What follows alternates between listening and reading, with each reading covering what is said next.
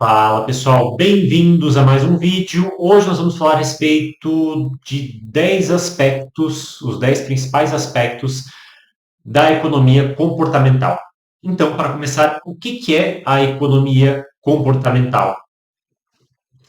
Vamos dar um resuminho de livro aqui para vocês, né? Economia comportamental é um campo interdisciplinar que combina princípios da psicologia e da economia para compreender e explicar o comportamento humano em situações econômicas.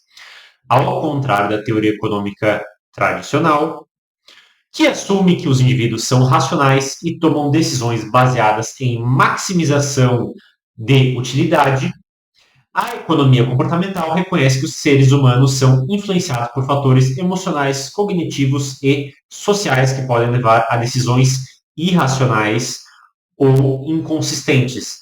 Ou seja, a economia tradicional ela parte do princípio, quando nós vamos fazer os nossos cálculos ou nossas deduções, de que o ser humano é racional. É uma simplificação da realidade para que as nossas equações e as nossas análises se tornem possíveis. Só que o ser humano é parcialmente racional. Tem aí um bom grau de irracionalidade. É uma dose de racionalidade e uma dose de irracionalidade.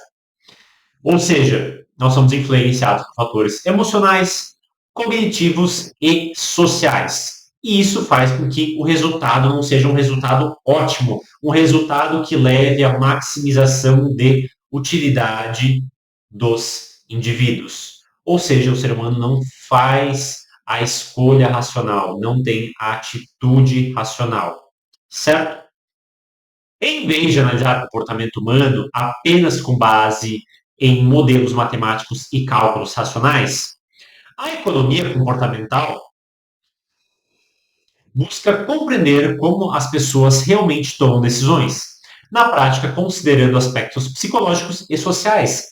Ela oferece insights valiosos para diversas áreas, incluindo finanças, marketing, política pública e gestão de pessoas. Ao compreender melhor os fatores psicológicos que influenciam o comportamento humano, é possível projetar estratégias e políticas mais eficazes que considerem as características e tendências comportamentais das pessoas. Isso permite melhorar as tomadas de decisão, promover escolhas mais informadas e criar ambientes que incentivem comportamentos desejados. Vamos agora para o nosso próximo slide com os 10 principais aspectos da economia comportamental. Primeiro, racionalidade limitada. As pessoas não têm capacidade ilimitada de processar informações e frequentemente tomam decisões com base em heurísticas ou regras práticas simplificadas. Exemplo que nós fazemos muitas vezes é: a casa do meu vizinho vale 600 mil reais, então a minha casa vale 650 mil reais. Ou vale algo próximo a 600 mil reais. Porque é uma análise mais fácil, mais simplória. Minha casa não é exatamente igual ao do meu vizinho. Do meu vizinho pode ter, sei lá, um quarto a mais, uma metragem um pouco menor, um pouco maior. Ele pegou e fez certas modificações na casa dele, houve certas modificações na minha casa, mas está ali na mesma rua, está do lado da minha casa, às vezes a metragem é mais ou menos parecida, então eu parto do princípio que o metro quadrado dele e o meu metro quadrado vale mais ou menos a mesma coisa. Isso acontece no mercado imobiliário o tempo todo, então é uma grande simplificação. Outra coisa também é generalizações, né? Então nós fazemos generalizações o tempo todo a respeito de, por exemplo, julgamento de pessoas. Então, se a pessoa está mal vestida, eu vou generalizar que ela é uma pessoa com baixo poder aquisitivo, com baixo patrimônio, que vai ter R$ 5 na conta bancária porque ela está mal vestida. E se a pessoa estiver bem vestida, eu vou supor o contrário, por exemplo. Ou então eu vou falar com a pessoa ali, em 2 minutos eu vou meio que pintar uma imagem a respeito dela, e daí depois eu converso com ela dias, e daí eu vejo, nossa, aquela imagem que eu tinha sobre ela estava completamente errada, e agora tem outra imagem sobre ela. Ou seja, é o famoso preconceito, né? Então a gente já acaba processando e criando uma imagem rapidamente a respeito de algo, e depois muitas vezes nós vemos que sim, nós estávamos certo, e às vezes nós vemos que não, nós estávamos errados na imagem que nós pintamos. Então é uma simplificação que o nosso cérebro faz. Falamos, né, porque a gente tem preconceito e tudo mais. Só que o preconceito é uma simplificação do nosso cérebro, né? Porque assim, você sai na rua, você atravessa 500 pessoas, 1.000 pessoas, 2.000 pessoas em um dia. Então, o teu cérebro não tem como analisar em profundidade tudo a respeito dessas pessoas.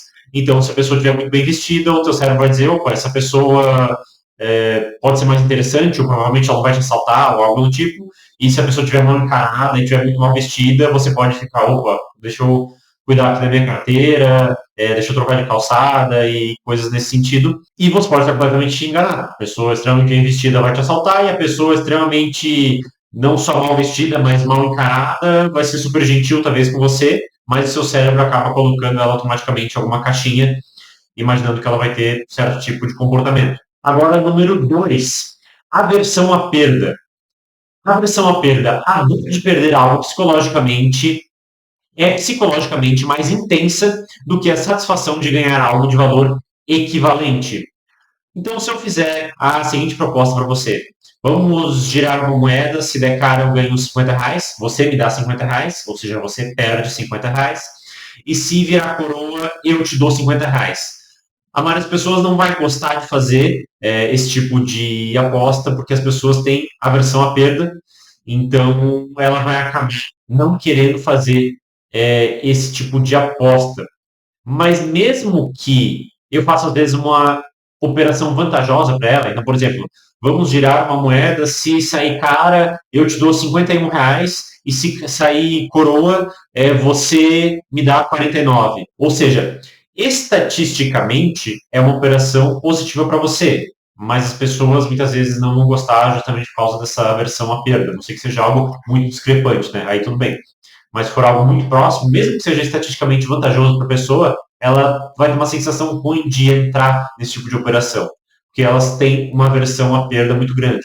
Elas ficam mais tristes em perder R$ 100 do que em ganhar R$ 100. Aí nós temos agora o número 3, que é heurísticas. Heurística é um atalho, são atalhos mentais que as pessoas usam para tomar decisões rápidas e eficientes que podem levar a erros sistemáticos. Ou então, outra definição, as heurísticas são atalhos mentais que as pessoas usam para tomar decisões rápidas e eficientes. Esses atalhos são baseados em regras de ouro simplificadas e podem levar a erros sistemáticos. Um exemplo comum é a heurística da disponibilidade, na qual as pessoas tendem a julgar a probabilidade de um evento com base na facilidade com que conseguem se lembrar de exemplos desse evento. Ou seja, se eu chegar para você e falar o seguinte, é mais fácil um idoso ser atropelado ou uma criança ser atropelada?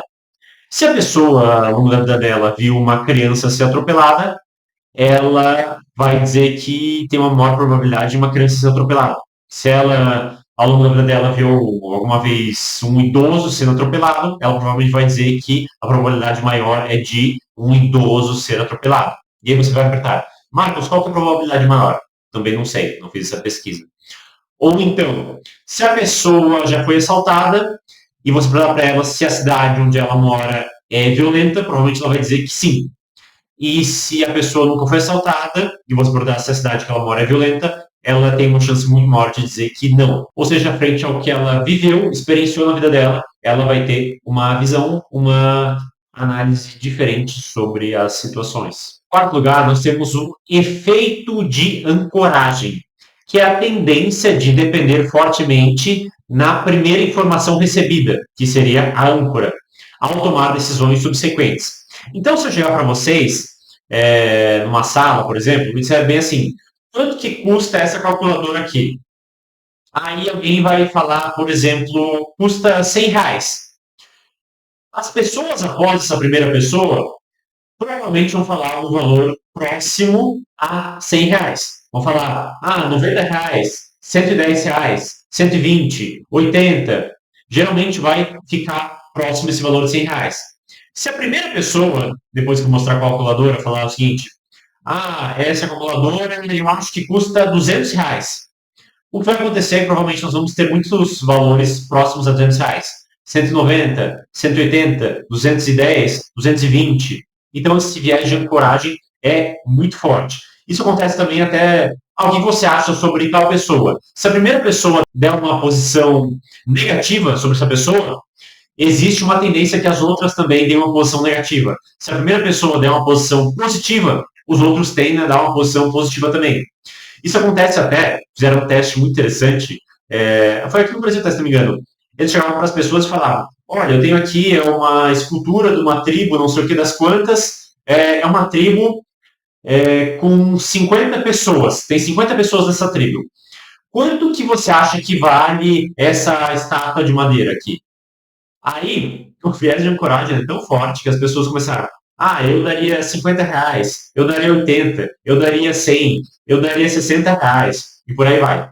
Aí eles pegam e falam exatamente a mesma coisa. Eles falam assim: olha, essa é uma estátua feita em uma tribo que tem 600 índios nessa tribo, 600 pessoas moram nessa tribo e eles fazem essa estátua.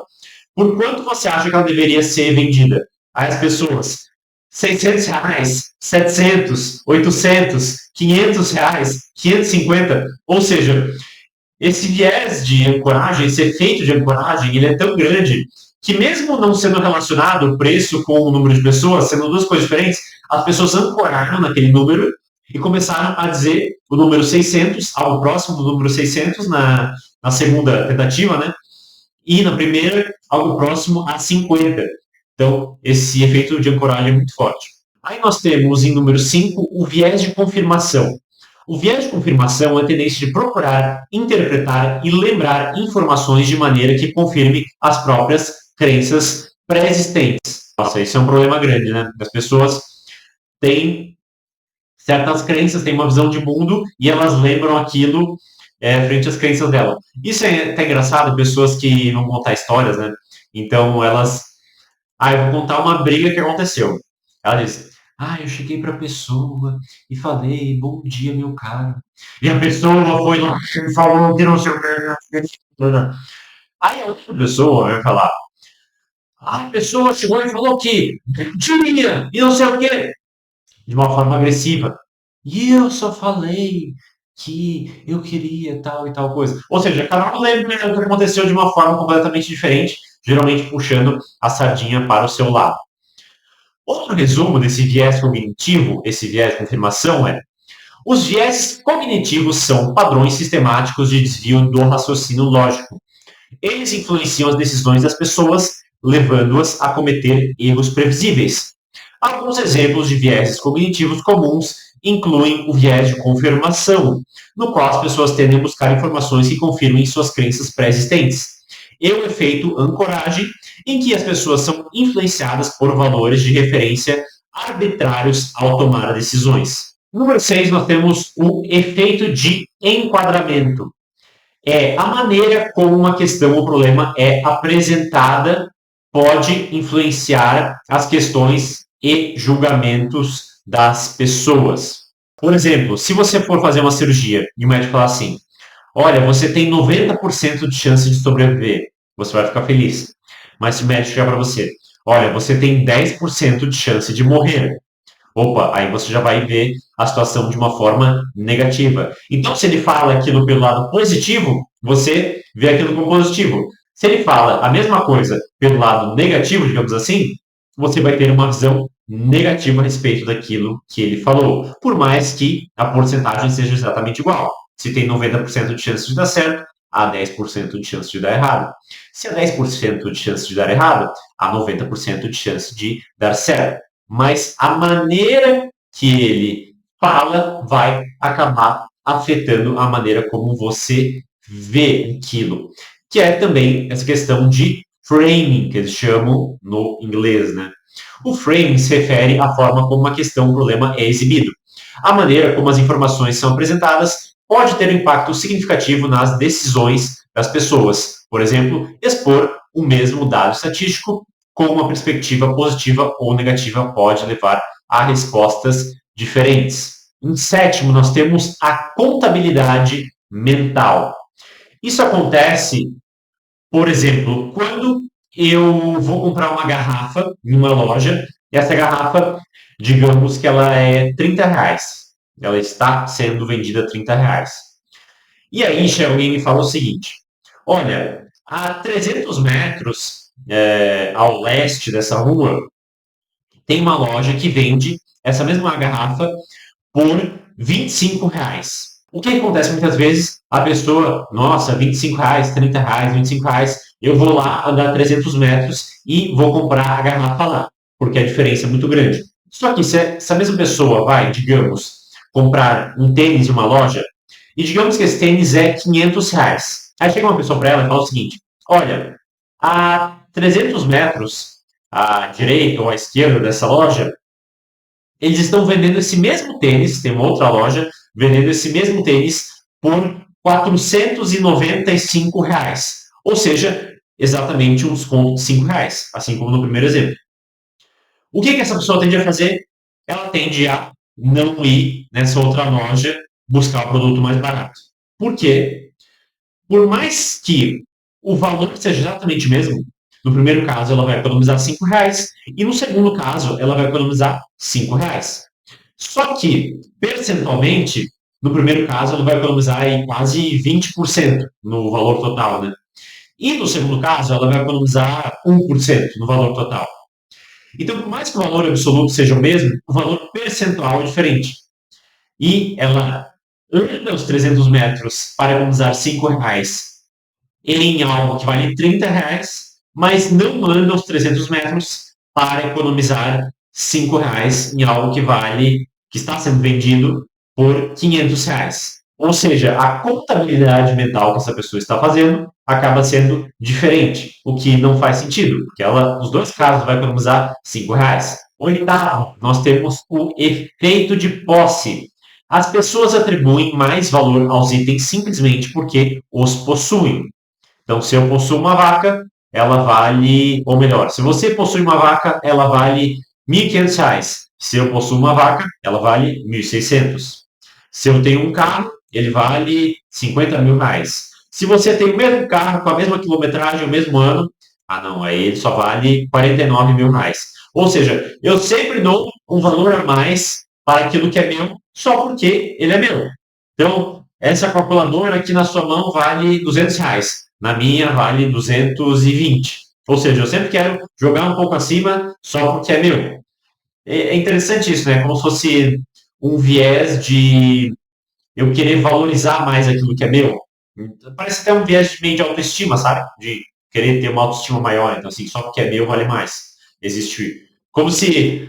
Não tem pessoas famosas, né? Ah, essa calculadora foi usada pelo Michael Jordan. Então, ela não é R$ 200, ela é R$ 300. Porque o Michael Jordan tocou nessa calculadora. Então, as pessoas têm essa loucura, né? E e daí acho que é um pouco isso também. Ah, não, talvez não é R$ 300, porque eu não sou Michael Jordan, mas eu quero me sentir especial de certa forma. Então, essa calculadora, se for na sua mão, é R$ 200, mas na minha é 210. Então, eu sempre quero jogar um pouco acima só porque é meu. Agora, o nono, nós temos a influência social. É o comportamento dos outros pode influenciar significativamente as decisões individuais, como seguir tendências de investimento baseadas no comportamento de seus pares.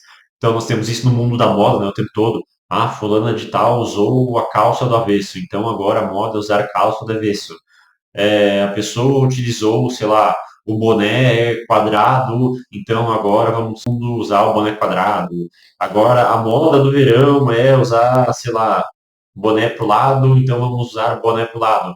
É utilizar calça metade jeans e metade de, não sei, algum outro tecido, então agora essa é a moda. Enfim, tem muito isso no mundo da moda, né? Mas isso, na verdade, acontece em tudo, essa influência social, né? Recomendação de investimento, opa, essa ação vai subir muito, compre isso, venda aquilo, isso aqui é bom, isso aqui é ruim, serve para comida também, né? Então, se todo mundo diz que um restaurante é bom, você quer nesse restaurante, se todo mundo diz que é ruim, você não quer naquele restaurante. Então, nós somos muito influenciáveis. E em décimo, nós temos emoções e decisões. As emoções desempenham um papel crucial nas decisões econômicas, influenciando desde compras impulsivas até investimentos de longo prazo. Então, nós vemos isso acontecendo de vez em quando no mercado financeiro. O mercado começa a subir muito, ou uma ação começa a subir muito, todo mundo vai lá e faz o quê? Compra. Opa, não vou ficar de fora da festa. O famoso FOMO, Fear of Missing Out, o medo de ficar de fora. E o contrário também é verdade, o mercado começa a despencar, todo mundo, ai meu Deus do céu, fica apavorado e quer vender aquela ação que está caindo muito, ou então vai vender toda a carteira, porque toda a carteira está caindo muito. Então tem essa euforia tanto na alta e esse grande medo nas quedas. E você acaba fazendo compras ou vendas impulsivas. Vende na hora errada e compra na hora errada. Compra depois que o mercado subiu 30% e vende depois que o mercado caiu 30%. Isso acontece o tempo todo e é por isso que a pessoa física no longo prazo acaba muitas vezes perdendo dinheiro, mesmo investindo em ativos os quais no longo prazo se valorizam. Vamos falar um pouco a respeito de como aplicar a economia comportamental na gestão de pessoas, ou no dia a dia da sua empresa, ou até mesmo no seu próprio dia a dia. Nós podemos abordar isso de algumas formas. Uma delas é o nudging, essa palavra em inglês aí, né, que envolve a utilização de pequenos estímulos para direcionar o comportamento das pessoas de maneira sutil, sem coação, ou seja, sem encostar um revólver na cabeça de ninguém, né? Na gestão de pessoas. Isso pode ser feito por meio da criação de ambientes e contextos que incentivem comportamentos desejados. Por exemplo, organizar um espaço de trabalho para incentivar a colaboração e a interação entre os funcionários pode promover um ambiente mais produtivo.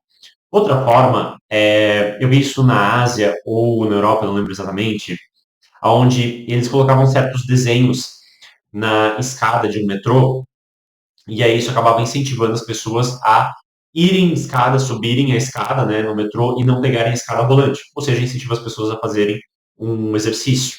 Ou então, você pode fazer isso até na sua própria casa. Por exemplo, pega e deixa os chocolates ou os doces escondidos. Melhor é nem comprar, né? Mas digamos que você compra, deixa lá no final do armário e deixa as verduras, as frutas, aquelas coisas mais saudáveis próximos da sua linha de visão.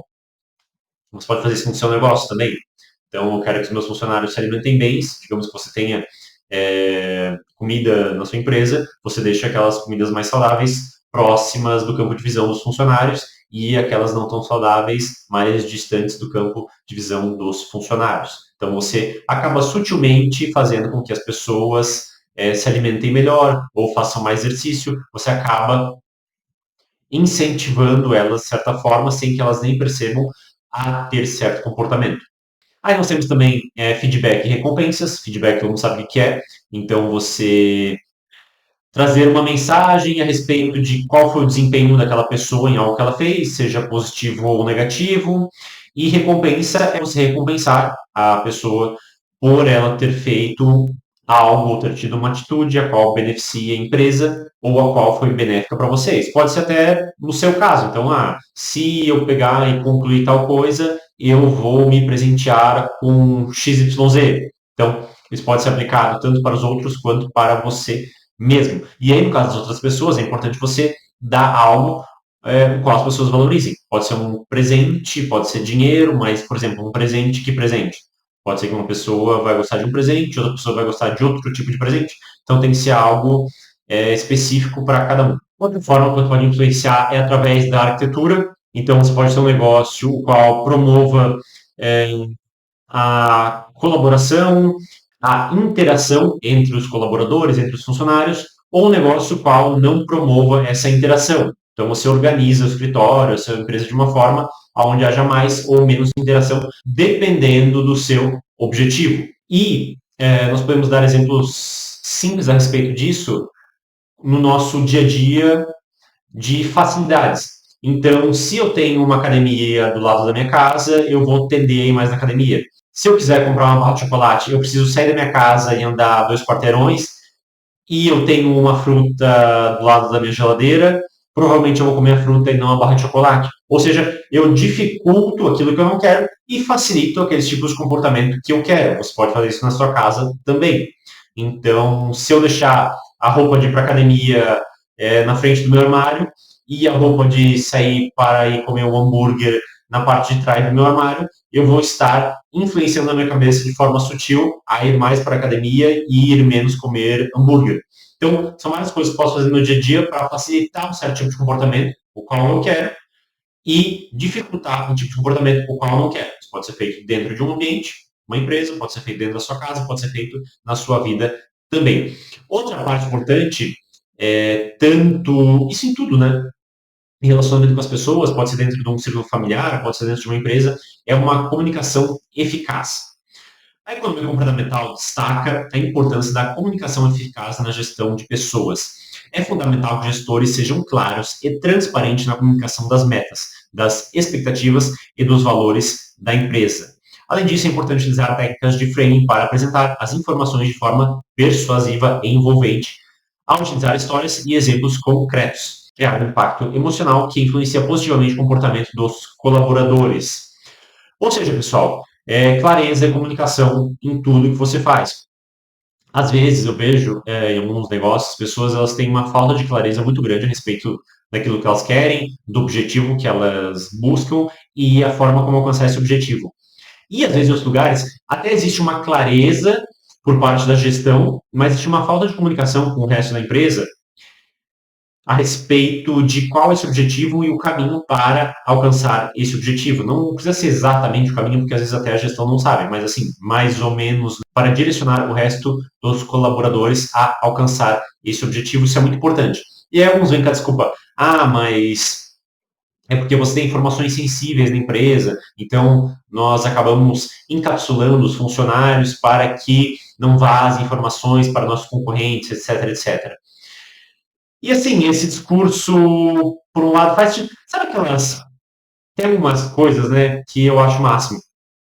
Que as pessoas falam, elas fazem algo idiota, e aí elas dão uma justificativa idiota e meio que fica por isso mesmo. Então, é mais ou menos isso que acontece.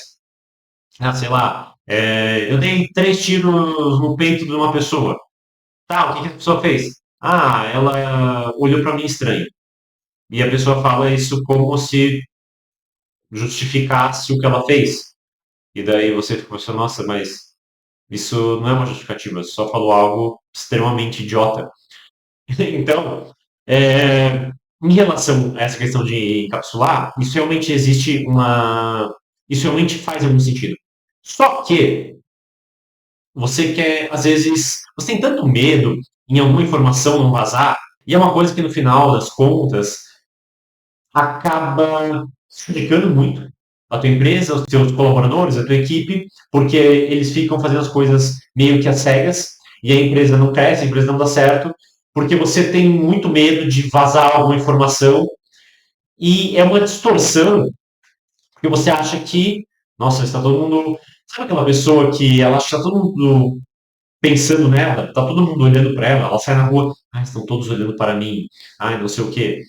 Só que ninguém tá nem aí para você, sabe? Se você for, sei lá, atropelado, talvez uma outra pessoa no meio de 2.000 pare e vá ver o que aconteceu. A maioria meio que tá nem aí para você. E às vezes algumas empresas, né, algumas pessoas parecem que têm essa mania de perseguição. Ah, tá todo mundo olhando para mim, eles querem as minhas informações, eles querem a minha estratégia. E, na verdade, assim, né, no português claro, está todo mundo CA, GA, NDO e andando para você, ou para o que a sua empresa está fazendo, ou para a sua estratégia. Ninguém está nem aí, né? E você acha que estão. Isso, inclusive, acontece com muitas pessoas na internet, né?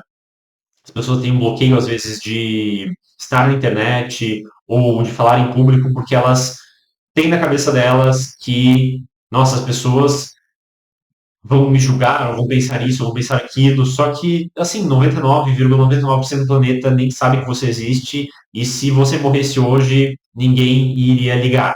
Talvez uma, duas, três, quatro pessoas iriam chorar um pouco ali em cima do seu caixão, mas a maioria esmagadora das pessoas do mundo não ia nem ligar. Algumas pessoas podem ficar chocadas de ouvir isso, mas é a realidade. Então, se você sair por aí pelado com uma melancia na cabeça, as pessoas vão lembrar disso durante 3 dias e depois todo mundo vai esquecer que isso aconteceu e talvez saia no jornal e vão dizer, nossa senhora, que absurdo. Mas aí, 3 dias depois, você senta do meu lado em uma cafeteria e eu nem vou saber quem você é, entendeu? Por mais que eu tenha visto seu rosto, uma melancia em cima da sua cabeça. E você vai conversar comigo e a gente talvez faça amizade e eu nem ninguém vamos saber que você, há 3 dias atrás, estava dando com uma melancia na sua cabeça pelado no meio da rua, entendeu? Então, assim, ninguém liga para o que você está fazendo. E se você é uma empresa, as coisas não mudam muito. Então, faz muito mais sentido você comunicar aquilo que você está fazendo para a sua equipe, deixar tudo muito claro, e não só para a sua equipe, mas comunicar para o seu cliente também aquilo que você está fazendo. Por exemplo, estou vendendo um cacho de banana. Só de você comunicar, esse cacho de banana vem da cidade tal, ele é adubado com adubo tal, ele é colhido pela pessoa tal. Só de você dar esse tipo de informação, você agrega valor naquele cacho de banana, porque ele não vira só mais um cacho de banana.